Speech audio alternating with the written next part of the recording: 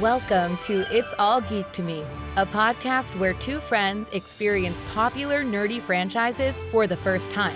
My name is Leah, and this season my co-host Kelli and I will be traveling to a galaxy far, far away as Kelli experiences Star Wars for the very first time. And I'm the expert. Let's dive in.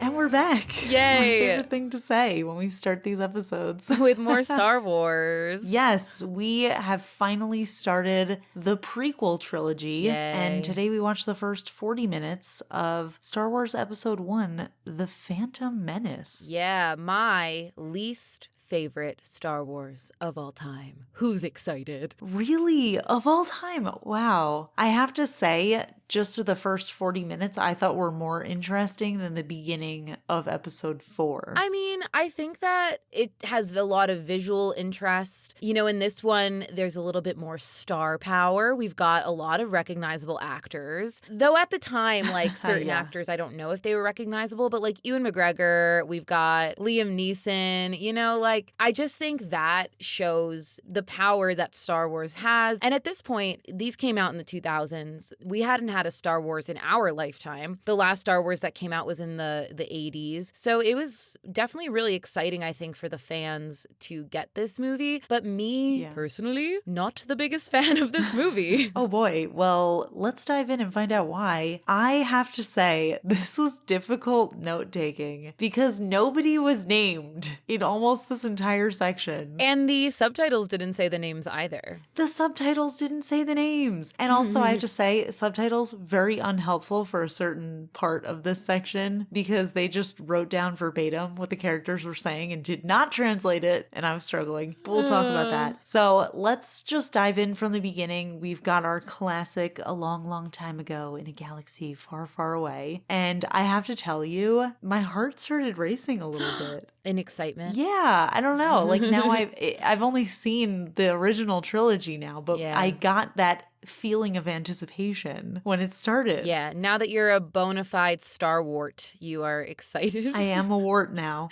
I gotta tell you, this easily seems like a series that I could become obsessed with. I'm already feeling it. Like I'm already enticed. I'm into it. I'm excited. I mean, we have never discussed the prospect of attacking a television show on this podcast. I just don't know if our format works for it, but there are many Star Wars television shows that are so good. Well, if we don't watch it on the show, you're going to watch it yourself. I'm going to be watching it on my own, yeah. Exactly. They're that good. Well, the world is that good. I don't know if the shows are good. I will say that the world is great. The writing, you know how I feel.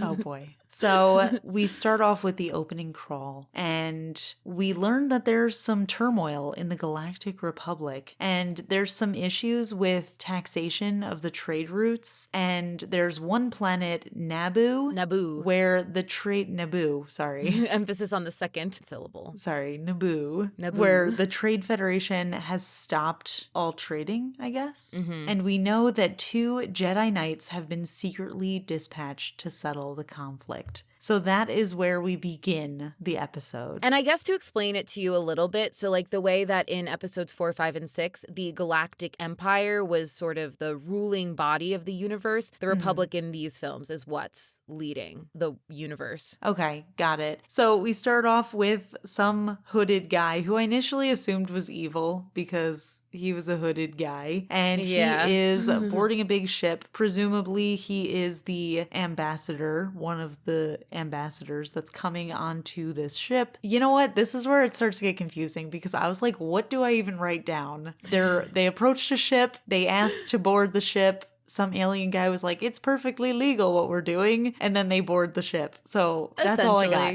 Yeah, okay. Essentially, that's it. So we got the hooded guy boarding the ship. We meet TC-14, which is the silver C-3PO. And I gotta say, I loved them. That was an incredible character. I agree. I would like to be TC-14 and not C-3PO. Thank you. And I think that TC-14 had similar characteristics to C-3PO, but was just way cooler. Yeah, way cooler. And also, I'm more of a silver gal than a gold gal. Yeah, so the silver was nice. I would like to officially petition to be TC-14. Thank you.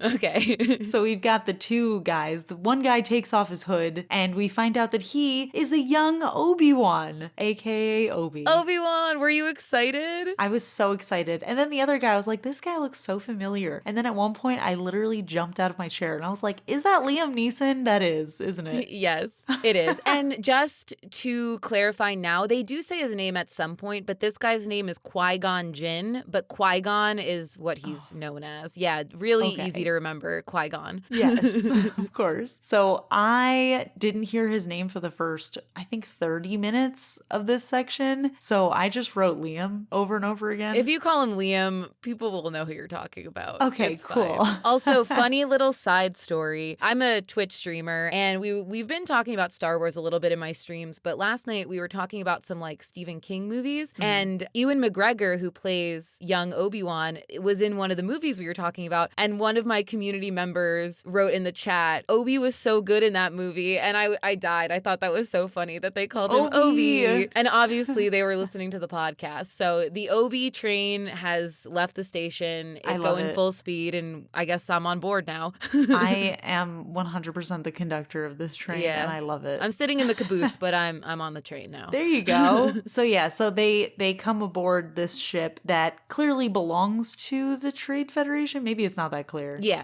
it does. Okay, cool. Those like weird alien guys are the Trade Federation. Okay, cool. So they get onto the ship. TC-14 leads them into a place where they want to speak to, I guess, the captain of the ship. And then TC-14 goes to the Captain Alien guys, who I just referred to as Captain Alien Guy. Totally fine. For this entire section. I don't know their names. And the droid lets them know that the ambassadors are Jedi and that they can tell, I guess. TC-14 totally betraying our Jedi. Are they though? Because I mean, can you blame a droid for being loyal? That is true. TC-14 just has bad masters. Also, I do want to note that Liam Neeson refers to Obi-Wan as young Padawan. And I've heard this before and I don't know what it means. Is it his last name? No, because it's Kenobi. So Obi's calling Qui-Gon master and Qui-Gon is calling Obi Padawan. Well, and now that you say it like that, it makes it seem like sense. It's like apprentice. Maybe that's it. Maybe. Who knows? Very cryptic of you. Yes. But yeah, some new jargon in these films. But I knew that it sounded familiar. Yeah. So meanwhile, we cut back to the Jedi. They're starting to get a little impatient because they're like, do we always have to wait this long for the Trade Federation guys? And I also did make a note that the aliens are pretty cute. They look like little sad fish, kind of. And I don't know. I just like them. So they are talking to a hologram, which is another hooded guy. And at this point, I assumed that that's the Emperor from the original movies. Am I wrong? Did you catch what they called him? They kept on calling him my lord, I thought. They called him my lord. Specifically, the name they gave him was Lord Sidious. I absolutely did not notice that. So obviously with a name like Lord Sidious, he's got to be a good guy, right? Yes. Definitely not insidious at all. But I mean, that's a good prediction to make that maybe he's the Emperor. Well, I'm going to be honest. Speaking of me taking very bad notes, I did write him down as the Emperor the entire time. So I think he is. That's okay. If I have to make an official prediction. If you're going to go with it, go with it. Yeah.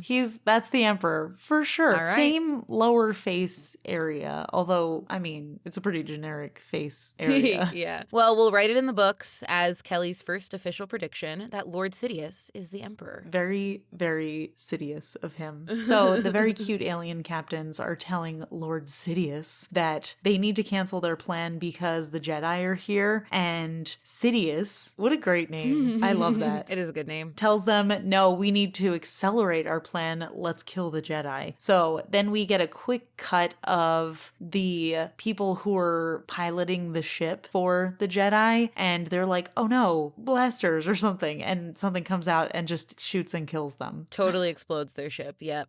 Totally explodes their ship. Very quick intro and very quick exit of those characters. Goodbye, guys. Nice to meet you. Nice to meet you. Goodbye. And then we see the Jedi in their room and some gas is coming out of one of the vents. And Liam Neeson names the gas, but I don't know what it is. Dioxis. I don't know if it means anything though. Ooh, very evil sounding. This always makes me laugh when he's like, Dioxys. And then they both very dramatically like, yeah, breathe in and like hold their breath. Very easy to do when you're being poisoned. As if that would work. So then we see some cute droids that I found out are battle droids. Yeah, they're battle droids. And they come over with their blasters, and the Captain Alien hologram tells them that the Jedi must be dead by now, but they have to destroy what's left of them. Mm-hmm. And they open the door. We get an incredible comedic relief moment. TC-13 pops out of the room and is like, oh, excuse me.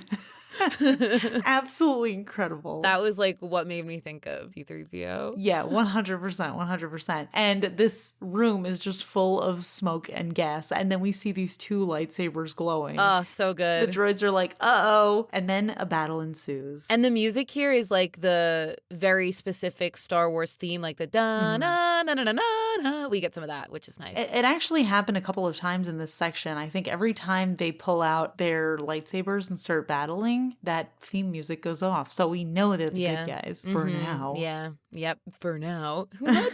We know Obi Die's a good guy. We've seen his death. Oh, yeah. I don't know why I keep on thinking Obi is going to turn into Darth Vader. No. Wrong character. That farty little kid we meet later becomes... I actually liked him, but save it. No, I feel bad calling him farty, but I'll talk more about him later when we get to him. Does he fart at some point? No, it's just something my old roommate and I always used to say when like kids were in movies, because we don't like kids, so we're always like, oh, that farty little kid. Terrible. You're terrible. She'll appreciate that. She listens to this podcast. So we've got Liam Neeson, and he is stabbing his lightsaber into a wall/door and starts cutting a hole open, which I gotta say, very cool. I loved that part. And the alien guys are like, oh God, he's coming. Put up the shields. Put up the shields. Yeah, they know they're in way over their heads. Oh, absolutely. I think they even say it a couple of times, like, we're no match for the Jedi. Yeah. So they put up like another set of doors / maybe a shield, and Liam Neeson keeps going. He just shoves in the lightsaber more, and it just starts burning. So incredible. That was actually the moment when I realized it was Liam Neeson. That was the moment where I jumped up. It's Liam Neeson. Because they did a close-up of his face, and I was like, that's Liam Neeson. It sure is. So then they send out these two other droid guys, but they're different droids. These droids looked like circles, but they had guns / blasters, and they had a name, but so much was happening. I can't tell you how many times I went back and rewatched a section just because I was struggling to understand what was going on. Yeah, I mean, their name is irrelevant. I didn't write it down either. Okay, I didn't think it was going to be relevant, so I didn't bother. Yeah, they're main characters, actually. We get tons of side story about them. They're actually in love. One of them becomes Darth Vader? Yeah. That's the machine part of Darth Vader. Those two droids join they with become him. The machine. Yeah. Okay, it makes sense. This is a joke for anybody Yes. who's watching for the They're like, first wait, time. I don't remember this ever happening. This is deep lore. This is very deep. There's some fan fiction about this somewhere, I promise. Oh, that also reminds me. Do you remember in the last episode that we watched, episode 6, there was that one woman character where we were like, who's this mysterious woman that like literally never comes back? And then we made a joke that they were going to make some like spin-off series about her. I do remember that, but I don't even remember her face. Somebody reached out to me who listened to the podcast, and there's actually a new Star Wars show that just came out recently that I haven't watched yet. And it's about her. She's apparently a main character. Anybody could become a main character. So now I'm so excited to watch it because the main character is someone that we haven't met yet, or you haven't met yet, and you won't meet in anytime soon. So we actually should remember the names of the droids because there's a chance that they could come back. There is a chance. Exactly. So they start shooting at the Jedi, and then the Jedi are fighting back, but they're like, oh, they have shields. This is pointless. And then they run away super fast, or maybe they disappear. But I would normally think that's cheesy, but I did think it was very cool how they just kind of zoomed away. Yeah, I laughed about it at first, but then I started kind of thinking about like almost like The Matrix. The Matrix is a bad reference because you haven't seen those movies either. But that is a little spoiler alert for what the future could hold. Ooh, for maybe something else. But essentially, like the way that I view the Force and the powers of the Force is sort of like once you capture that power and you learn how to wield it, it's sort of limitless what you can do with it. So that's what I think those like super speed powers came from. At first I laughed when I saw it. No, it's actually kind of cool. Yeah. So we find out from the cute alien captains that they have escaped through the ventilation shaft. And we see them sneaking around behind behind these battle droids. So this part got me a little bit confused because we have Liam Neeson and young Obi, and they're looking at all of these battle droids getting onto ships, and I have no idea what's going on. They're like, oh, this is weird for the Trade Federation to be having these armies, and then they're like, oh, we have to, I don't know, get on the ship. Can you explain what happened in that little section? Yeah, my assumption is that, because later in this section that we watched, they do infiltrate Naboo. I think that was the start of that siege. So basically just them saying we got to get on one of those ships? Well, they don't have a ship anymore because their ship exploded. So they need to get on one of these other ships. Okay, so literally that was just to say we got to get on those ships? Yeah. Okay, so then the aliens get a transmission from Queen Amidala, who I am so confused about because I thought that was Natalie Portman. Yep. But then it turns out it's her handmaiden, so... It's interesting that you thought that was Natalie Portman. No, I have a prediction about that because... Well, this is only because I thought that was Natalie Portman, the painted-faced lady. But I'm like, is that actually not Natalie Portman? Or maybe it is in this moment, but then later she switches with one of her handmaidens so that she can be a part of the action, and she is actually the queen. Is this an official prediction? I will make it an official prediction by the end of today's episode. Great. We'll get back to it. Okay. So Queen Amidala is saying, your boycott of my planet has ended. And the aliens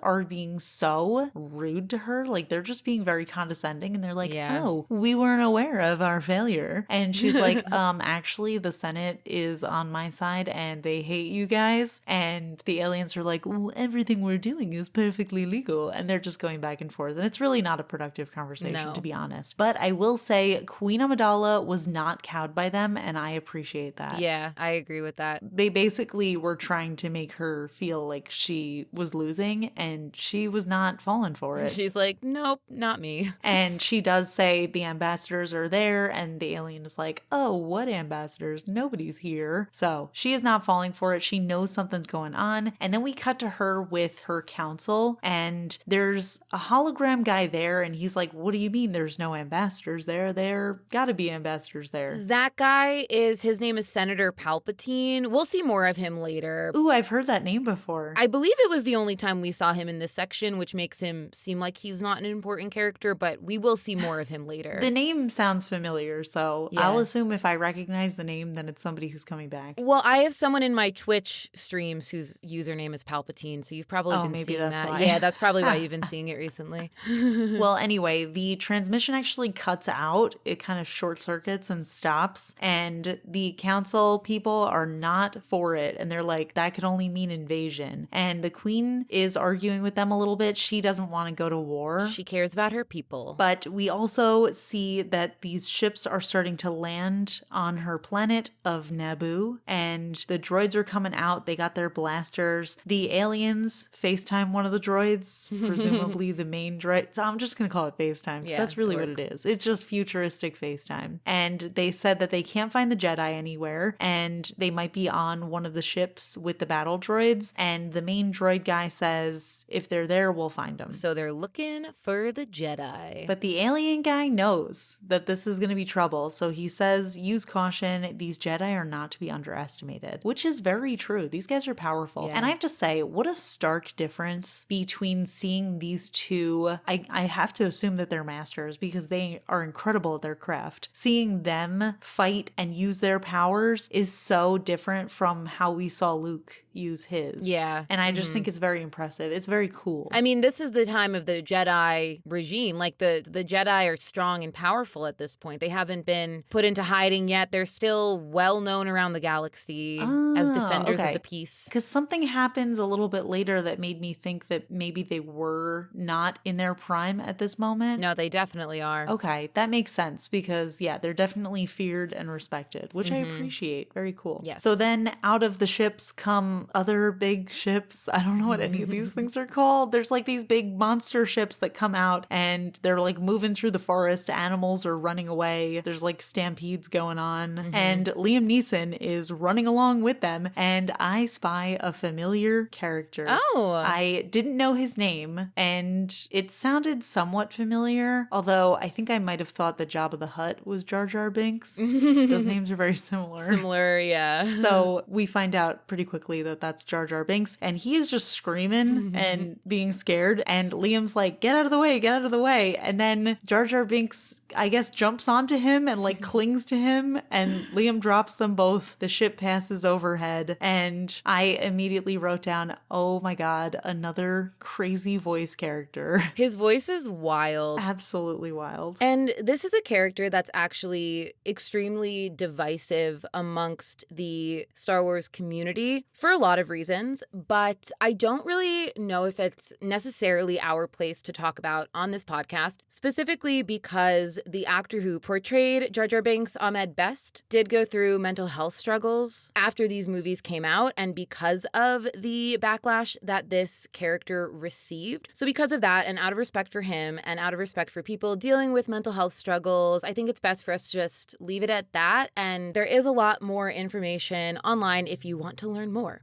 But with that being said, I like Jar Jar Binks. I think he's funny sometimes. Well, I mean, I think he did have some funny moments, and with big action-filled fantasy sci-fi kind of things like this, you really do need a comedic relief character. And in my mind, I was really comparing him to C-3PO. Yeah, I think he served that purpose as the C-3PO of this series. And as far as comparing the two goes, I was very distinctly anti-C-3PO for a lot of the trilogy because I was convinced he was evil. But that's because I felt like he did not have great intentions. If I had to choose between the two comedic relief characters, I would choose Jar Jar Binks. Yeah. But that said, I did think that the caricature was a little bit much for me. Yeah, I agree with that. So definitely didn't appreciate that. But not just the way that he spoke, but also just the vernacular. Yeah. I was struggling to understand a little bit. Even with the subtitles, they had it. The subtitles don't make any sense yet. They don't. It was a struggle. So we'll cut back to it because Liam Neeson is berating Jar Jar Binks and he's like, are you an idiot? And Jar Jar Binks says, I spake.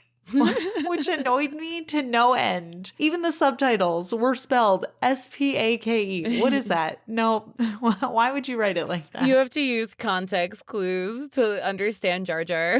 But then we get this absolute zinger from Liam Neeson because he says the ability to speak does not make you intelligent, which I was cracking up about. Boom, roasted. Absolute roast. I'm going to start saying that to people. I like it. So then we meet up again with young Obi, and he's like, who is this? And Jar Jar Binks is actually cracking me up in this moment because he's walking along with them and he's like, excuse me. which I don't know why that made me laugh so hard because I hate when people say that, but it was cracking me up. And he was like, oh, we should go to the city where I grew up. It's a hidden city. And this is also just very funny to me. Liam Neeson's like, oh, a city. Can you take us there? And Jar Jar's like, nope. On second thought, actually, no, I can't.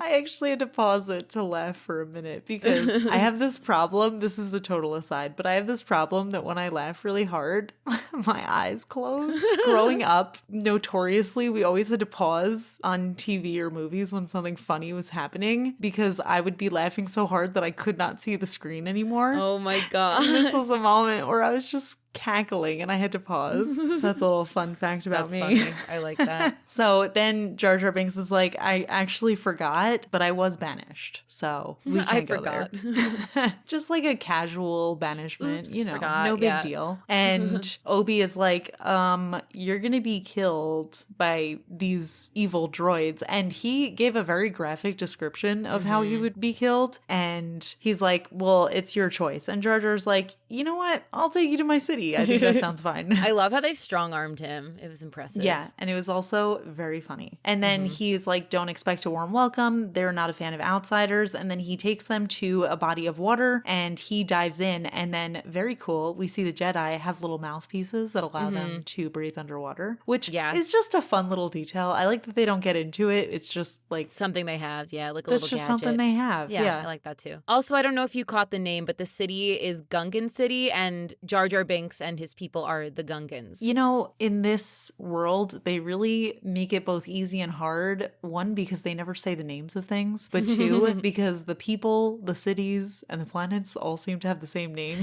Like the Naboo people are people, it's a city, it's a planet, it's a system, and it's all called Naboo. So we get to Gungan City, and it's actually this incredibly beautiful underwater city. There's all these glowing orbs. It almost reminds me of like a weird futuristic candelabra, like all of these little like spokes and their orbs instead of like light bulbs or candles or whatever. I thought it was stunning. I would love to live there. And they go into one of the orbs, which was also a very cool little CGI moment where they like walked through the orb and they were back in breathable air. And the people of the city are gasping and like murmuring about it. Although it said that, and I heard it, it was in the subtitles, but the people were just kind of milling around. They didn't seem to be looking horrified, but they were just gasping and then moving on. So I appreciate that in a city as well. So I would also live there for that reason. People just mind their business. Yeah, they mind business. So then this one soldier guy comes up. I wrote that he was on horseback, but it definitely was not a horse. It was Bill the Pony from Lord of the Rings. Oh my God, he finally made a reappearance. I'm so excited. So the guy's like, Jar Jar Binks, you're in trouble. I'm going to take you to the bosses. And then we cut to the leader of the underwater city, whose name I didn't get. Hated this guy. Absolutely hated him. Oh my gosh. So he basically says, like, you can't be here. And I wrote, even with the subtitles, I have no idea what's going on because there's one part where he says, I wrote it down exactly what the subtitle says because I was like, what does this sentence mean? Somebody explain it to me, okay? Dissa army of mechaniques is new Weesong. What does that mean? Say the end again. Mechaniques. Mechaniques is new Weesong. Is it new like N-E-W or K-N-E-W? N-E-W. New space W-E-E-S-O-N-G.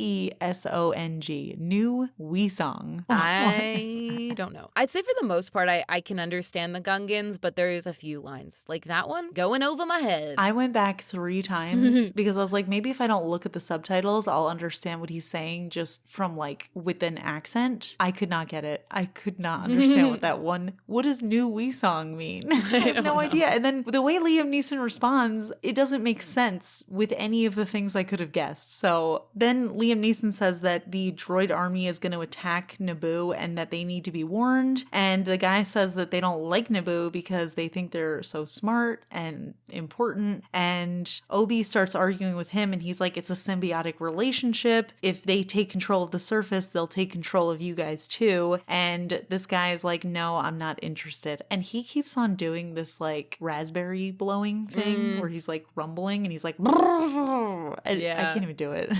It was annoying me to no end. Why? What is the purpose? So then Liam Neeson is like, all right, then we'll just leave. And the leader guy is like, yeah, no, leave. That's fine. Bye. And Liam is like, oh, but we could use a transport. And I didn't know if this was maybe Jedi mind control because the guy was being very agreeable about it. Because he was like, yeah, we'll send you on a bongo.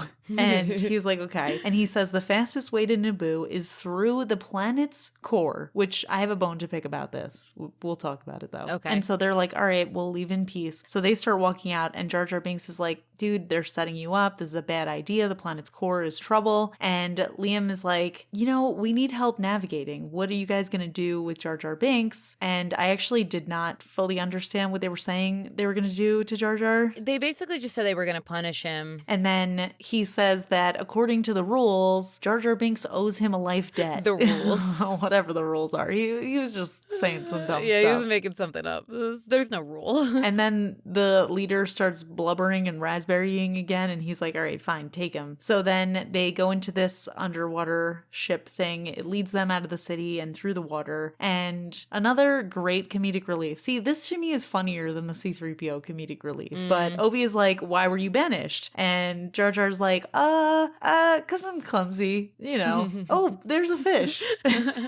We never really get like the real reason he was banished because then he says something that doesn't make a lot of sense, but it sounds like he crashed something. It sounds like he was the reason for a lot of very severe accidents. Yeah. And then he's yelling about gooberfish. And then there's this giant gooberfish, by the way, incredible species name. So this giant gooberfish is trying to eat them. And then an even bigger fish comes up and eats the gooberfish. And then Liam Neeson says the dumbest line ever, which is, there's always going to be a bigger fish. Yeah. Dude, shut up. You don't have to say it. We saw it. It happened. Yeah, we know. We know. So then they keep going down, presumably to the Earth's core. Not the Earth, the Naboo core. So then we cut back to the alien ship, the Trade Federation ship, and the captain is talking to a hooded guy whose name is Insidious. Sidious. So he's saying that the invasion is going according to schedule, and Sidious says that he has the Senate bogged down right now with procedures, so they're going to have no choice but to accept what's going on. And then the aliens say that the Queen thinks that the Senate is going to side with her, and Sidious says that she's young and weak and it won't be hard to control her. She ain't weak. So we actually get a couple of interesting moments. They end the transmission with Sidious, and this happens a couple of times through this section, but this first time, one of the aliens is like, oh, you didn't tell him about the missing Jedi. And the guy's like, we don't have to tell him until something happens. It's fine. And that actually happens again later, where after the transmission, they're like, maybe we shouldn't have told him this, or you know what I mean? So I think it's interesting. It's very easy to see that they're not fully on board. Like, they're not loyal to this Sidious guy. I just think they like heard a good deal and they were like, oh yeah, that seems like it will help us. Yeah. But through this section, we do see them regretting it. their Yeah, choices. absolutely. Yeah. So meanwhile, back to the Jedi, Jar Jar's like, where are we going? Which, first of all, you know where we're going. We're going to the Earth's core. And Liam is like, don't worry, the Force is going to guide us. And Jar Jar says that some stuff that makes it seem like he's skeptical of the Jedi. And that's when I thought that maybe this wasn't like peak Jedi time. Maybe it was already over. I just think that the Gungans are more of a, I don't know if reclusive species is the right word, but they stay within their boundaries of their own species, and they probably don't get involved in like the politics of the world. Yeah, sounds pretty reclusive to me. Yeah. So then the power starts stuttering in the ship, and Jar Jar starts freaking out, and he's like, we're gonna die, which I was like, oh, dude, I would 100% be with you there on that. Completely agree. And then Obi fixes the ship almost immediately, and then the lights go back on, and it just shines on this giant sea monster. Another fish. And Jar Jar starts freaking out again, and then Liam Neeson is like, relax, and he touches Jar Jar's shoulder, and then Jar Jar passes out. Jedi mind trick. And then Obi's like, you overdid it. I think that Jar Jar Binks is freaking out is funnier than C-3PO. I'm going to just keep saying it because I do think he's funnier than C-3PO. So then we get a very low tension moment because it seems tense for a second. They're trying to outrun this monster, but then another creature comes by and the monster just eats that instead. And they're like, all right. Yeah, once again, could have cut out one of those scenes. Yeah, not very scary. It just keeps on happening. So meanwhile, we see the city of Naboo. So pretty. It is actually really gorgeous. And the Queen is looking out the window. She sees all of the droids come in, all the battleships. And one of the droids reports to the aliens who are landing and says that the Queen was captured. So then we cut back to the Jedi and they're already up at the surface and they're at the city. And I'm absolutely furious because what are you talking about, the planet's core? Was the planet's core just that one monster? Is that it? Well, Naboo has been said to be a pretty small planet, so they probably got through pretty quickly. That whole planet is like the size of New Jersey. Maybe. It's possible. Very, very small. Very, very lame core. I don't know why Jar Jar was freaking out so hard. There's just like a couple of fish that were evil looking. I mean, they were pretty big fish. But hey, you know what, Kelly? What? There's always a bigger fish. So just remember that. I thought you were going to say I love you, and I was going to have to say I know.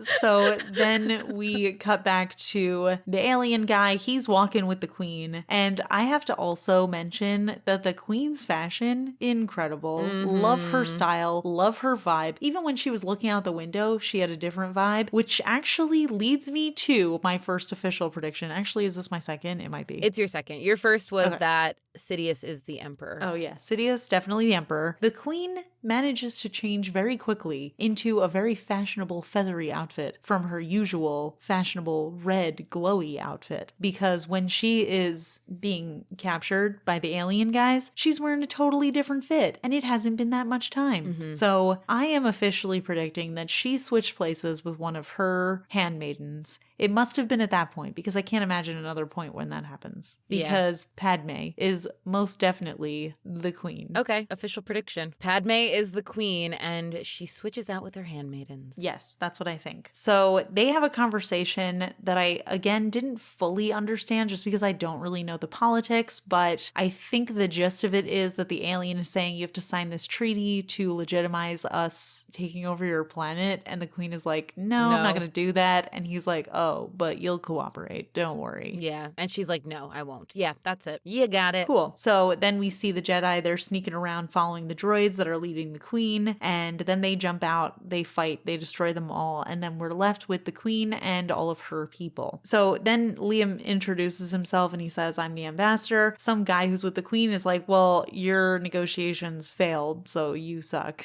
And Liam's like, the negotiations didn't happen. We have to speak to the Republic urgently. And I think this guy is the captain who's like, oh, they cut out all of our communication. And Liam asks if they have a transport. And he's like, yeah, it's over in the hangar. So they go over to the main hangar. There's a ton of battle droids there and they're concerned. And Liam Neeson is like, oh, it's not a problem, but the queen should come with us. And the queen is like, oh, thanks, but my place is with my people. She knows what's up. I love her already. I don't know who she is, but I love her. And then Liam's like, they're going to kill you if you stay. And the commander, captain, soldier guy is like, they can't afford to kill her. They need her to sign this treaty. And then basically they just say that both options are dangerous. And I guess the queen is ending on the decision that she is going to go with them. Yeah. And they're going to a planet called, or they're supposed to be going to a planet called Coruscant, but that is not where they end up. So then they run out, the droids are there, and they're like, oh, we're ambassadors, we're taking these people to Coruscant. And the droid is like, where are you going? And Liam's like, to Coruscant.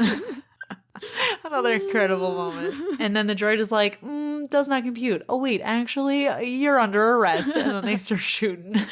So corny, but so funny. I loved it. Oh my gosh, so good. So then they start fighting. And I actually thought the yellow head droid guy, I thought maybe he was like the captain, and Liam Neeson kills him immediately. So that was kind of cool. They're all just kind of the same. Oh, but there's one guy that looks different. Well, he's dead now, so irrelevant. Wow, savage. So then everybody runs for this one ship. They blast off. And I thought that this was going to be important, so I wrote it down. But Obi-Wan tells Jar Jar to stay out of trouble. No, not important. But you know Jar Jar will get into trouble. Yeah, he'll get in trouble. He actually pops over and there's a bunch of R2 droids that are chilling. R2. And Jar Jar, goes to introduce himself to them. But anyway, so there's this blockade of ships that are stopping the one ship from leaving Naboo. Their shield generator gets hit and all of the R2s come out to start repairing the shield. And they keep on getting shot off. And the soldier commander guy is like, we're losing too many of our droids. But then one droid fixes it. And I did write down, I bet this is R2-D2. And it turned out to be R2-D2. So I was right. Our friend. So then we find out that there is not enough power to get to Coruscant. So Obi suggests that we stop at Tatooine instead because it's small, it's out of the way, and it is not regulated by the Federal Trade Commission. What are they? That's our thing. Trade Federation. Trade Federation. Close enough. It's the same thing. So then the soldier commander guy, does he have a name? Panaka. Panaka. How could I have not known that one? They say it like way later. Oh, okay. So Panaka's like, you can't take her there. It's controlled by the Hutts, and they're a bunch of gangsters. But they do end up going there. Of course they go to Tatooine. They always go to Tatooine. Tatooine is cool, okay? So then, meanwhile, the hologram of Sidious is asking the alien guys if the queen signed the treaty, and the alien's like, she actually disappeared, and her cruiser got past our blockade, and it's impossible to locate the ship. And then the Emperor's like, it's not impossible for a Sith. And then this other guy pops up on the hologram, very very evil painted face man. And the Emperor's like, this is my apprentice, Darth Maul. He'll find your lost ship. And I recognize this face. I didn't recognize the name Darth Maul, but it sounds very similar to Darth Vader. Yes, that was what I had mentioned in like an earlier episode when you asked if Darth was his first name. Whereas I think when 4, 5, and 6 came out, that was the thought that Darth was his first name. But in fact, Darth is more of like a title of a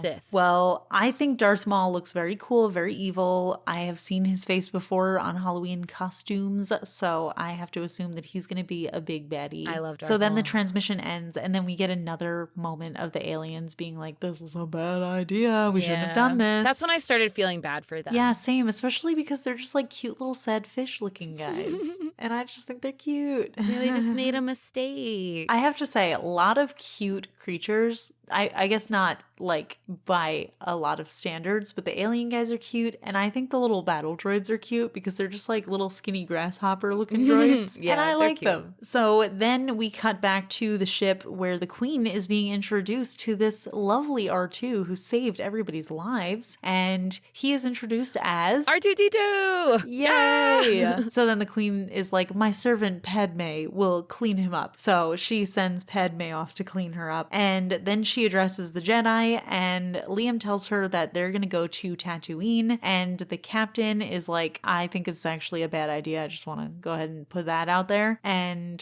Liam Neeson is like, no, it's actually a good idea because they're out of reach of the Trade Federation. So then we cut to Padmé. She's cleaning R2-D2, and Jar Jar pops in, and he's like, oh, hey, I'm Jar Jar Binks. And then he starts telling the story of how he got there, which I thought was going to be important, but it turns out that it's not. It was just a cute little interaction. Yeah, I think it was just them meeting for the first time, getting to know our cast of characters. But not for the last time. Not for the last time. So then they land on the outskirts of Tatooine so as not to attract attention, and they need a new hyperdrive. And Liam is concerned about this. He thinks that's going to complicate things, but he tells Obi, don't send any transmissions. We're going to head out. We're going to look for it. So he leaves with Jar Jar and R2-D2, and then the captain guy runs out and he says that the Queen wants her handmaiden to come with them. And at this point, I started getting very suspicious because why would the Queen send out a random handmaiden? I don't know. I just think that that must be the Queen. And then Liam is like, actually, no, she can't come. It's not a safe place. But the captain insists that the Queen made that order and it's got to happen. So then they head over to like the main poppin' city of Tatooine where we have been before, and I was really hoping for some alien jazz, but unfortunately we did not get any in this section. No alien jazz, unfortunately. But they head to a store to buy some ship parts, and there's this skeezy looking alien bug guy, and he's like, oh, we got everything. Everything's for sale. Take a look around. See what you'll find. And his name is Watto. Liam goes with him to go find the part that he needs, and then this kid pops out and he's sitting there and he asks Padmé if she is an angel because she is just so beautiful and stunning. Did you have any idea of who this could be before he was revealed? Yes. Okay. Well, because I texted you this morning and I was like, I'm excited because Hayden Christensen is cute. And I was like, I'm so sorry.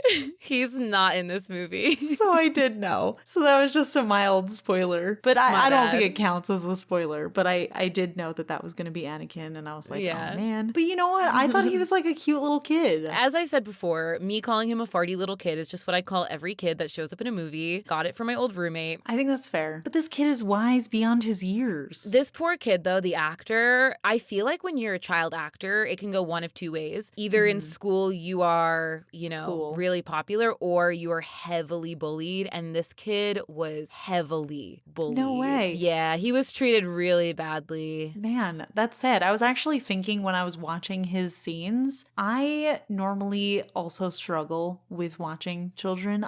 Both of us we don't hate children in real life, but we personally, neither of us want to have kids, for those of you listening. Yeah. And I think one of the struggles with seeing child actors is a lot of times, well, no, all the time, they're written by adults and it just doesn't feel very realistic. Yeah. And also child actors are just not usually good actors. So it's kind of annoying sometimes because it pulls you out. But I was actually thinking when I was watching this kid is a great actor. He was doing a great job. I don't think he ever acted again. I think he was like so traumatized from this that he never acted again. If he was in my class, I would think he's super cool. Yeah. Those kids were jealous. I'm just going to say that. Yeah, that's what it is. No, it's absolutely jealousy. And it's so sad that that happens. And yeah, it's hard being a child actor. So he's talking to Padme and he says that he's a pilot and he's been a pilot his whole life. And she's like, actually, no, I should also say, he also says, one day I'm going to leave this place, which I thought was an interesting moment. It sounded a lot like what Luke was saying. Yeah, it was very much an echo of that. And then Padme's asking about him. He said he's been here since he was 3. Him and his mom were sold to a hut, but then lost in a pod race, which I gotta say, I'm so excited to learn more about pod racing. I feel like in every episode, I tell the audience that Brian, my partner, says the dumbest quotes all the time. I never know what they're from, but he always says them. And one of his top favorite quotes of all time, and I didn't know it was from this movie,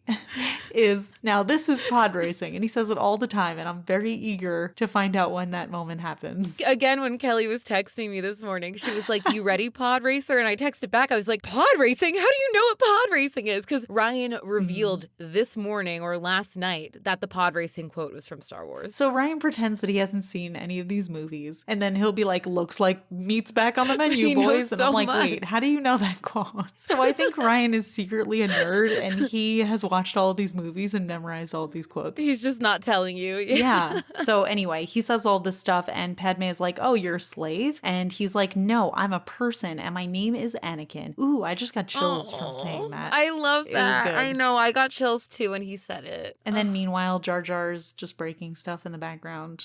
It's so annoying. But we do see that Anakin has like a very strong proficiency in, all of these machine parts because he tells Jar Jar how to shut the machine down. So then we cut back to Liam Neeson and skeezy alien bug guy, as his official name is. So he's like, oh, we've got that part. We're actually the only people who have that part, but it's actually cheaper to buy a whole new ship, isn't it?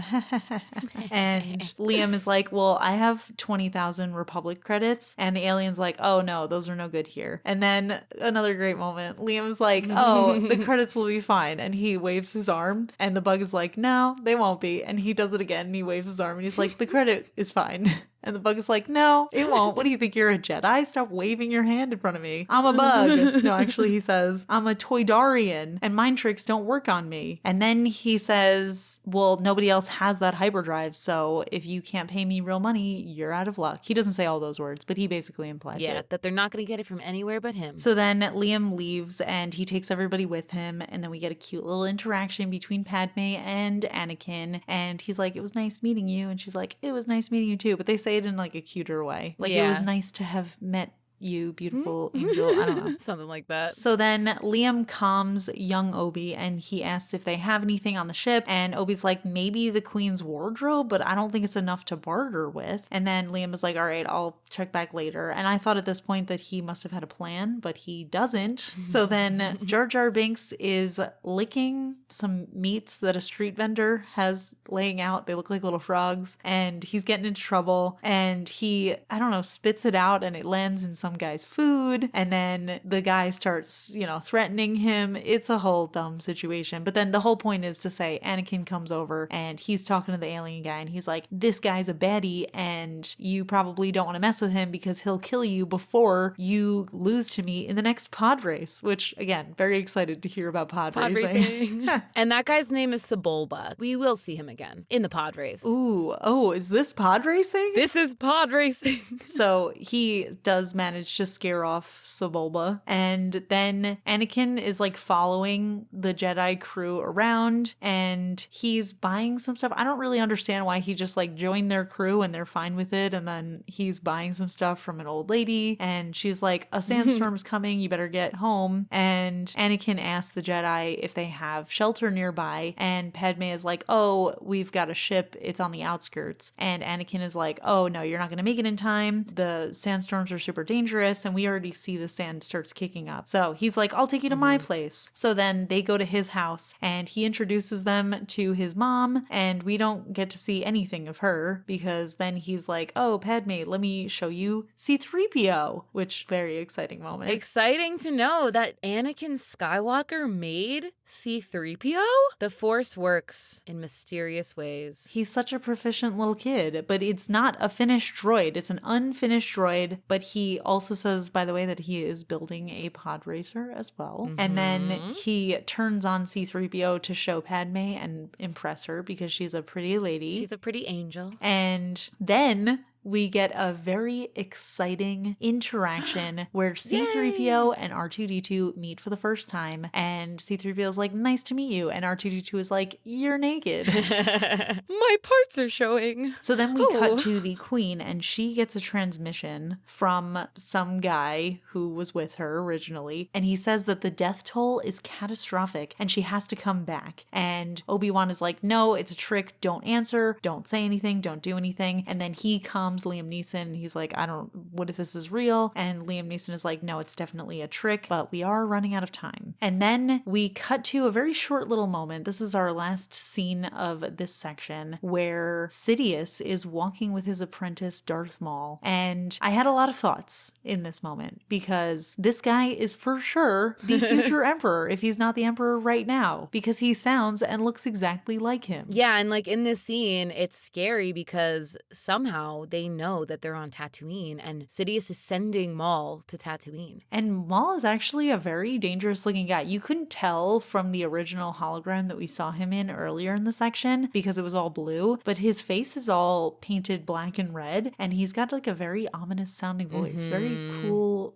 bad guy. Yeah. I gotta say, I like him. And he said something interesting too. He said that they will finally reveal themselves to the Jedi and have their revenge. Yeah. So at this point, it seems like Sidious and Maul are kind of these unknown threats throughout the galaxy. But that begs the question, are they also Jedi on the dark side? Well, maybe Jedi on the dark side have a different name. Maybe they do. Or maybe they're just called Jedi on the dark side. We'll never know. Dark Jedi. Well, we will know, actually. We'll never know. So this is the end of the podcast. Thank you so much for joining us. We'll never come back. We're never going to finish any of these movies. And we'll never know. Cliffhanger. No. So I've got 2 official predictions. We're coming back next week. Don't worry, guys. Leah is just a little trickster. Yeah. She is almost as funny as Jar Jar Binks. What do you think of the movie so far, though? I think like it's really good going into this film and this trilogy kind of with the knowledge that these were made for kids, in my opinion. No way. To get like the next generation of Star Wars into the series. Okay, fair. I love it so far. I think that the hardest thing for me is, trying to watch it with a critical eye and take notes on what's going on because I'm not getting people's names. But if I just watched it, which I assume 99.9% of you and our audience are doing, I would be, having a great time, which I am having a great time. I'm just saying the only thing I'm struggling with is the names. But as a whole, I love this movie so far. I think it's super cool. I love the updated graphics. This is very much in line with my kind of style. I don't even mind the child actor in it. I'm just having a good time. Yeah, this is the weakest one for me, but I say this all the time with the prequel trilogy is every time I watch them, I like them a little bit more just because it's Star Wars. Like, it's supposed to just be fun, and I think it is fun. It is fun. It's just like an exciting sci-fi journey. Yeah. I'm having a good time. I've got my 2 official predictions. 1, that Lord Sidious is the Emperor, and 2, that Padme is actually the Queen. So I look forward to confirming that in next week's podcast episode. Yeah, I'm excited for next week. The other confusing thing is that we are filming episodes of this podcast, and also the movies are episodes. Yeah, so this is The Phantom Menace, Episode 1, Part 1. Yeah. Next week will be The Phantom Menace, Episode 1, Part 2. Which will be a brand new episode. So we'll see you guys next week. Make sure you come back to see that I am correct in all of my predictions. And yeah, may the Force be with you. May the Force be with you. See you next week. You've been listening to the It's All Geek to Me podcast, hosted by Leah and Kelly. Make sure to hit subscribe in your favorite podcast player and give us a rating. You can also follow us on Twitter at All Geek Podcast. New episodes drop every Thursday. See you next week.